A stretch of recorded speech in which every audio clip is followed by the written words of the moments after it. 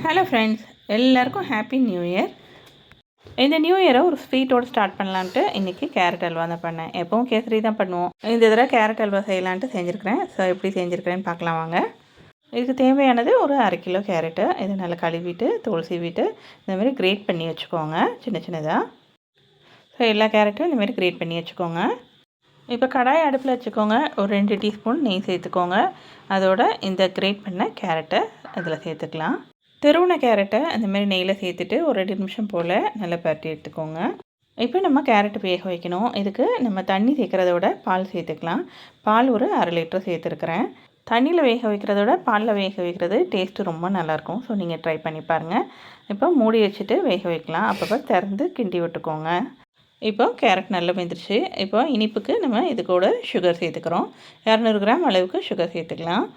அவங்கவுங்க டேஸ்ட்டுக்கு ஏற்றபடி இனிப்பு வந்து கூட குறைச்சி சேர்த்துக்கோங்க. சுகர் சேர்த்ததுக்கப்புறமா கொஞ்சம் நீர் விட்டு ஒரு மாதிரி வரும். அடுப்புலேயே ஒரு 5-6 நிமிஷம் போல் வச்சு கிண்டிக்கோங்க. அவ்வளோதான், முடிஞ்சுது. இப்போது நெய் சேர்த்துட்டு இதுக்கு முந்திரி பருப்பு சேர்த்து தளிச்சு விட்டுடலாம். அவ்வளோதான், சூப்பராக நம்ம கேரட் அல்வா ரெடி ஆயிடுச்சு இந்த நியூ இயருக்கு. எல்லாருக்கும் இந்த நியூ இயர் ரொம்ப ஹாப்பியாக இருக்கட்டும். என்ஜாய் பண்ணுங்கள். தேங்க்யூ.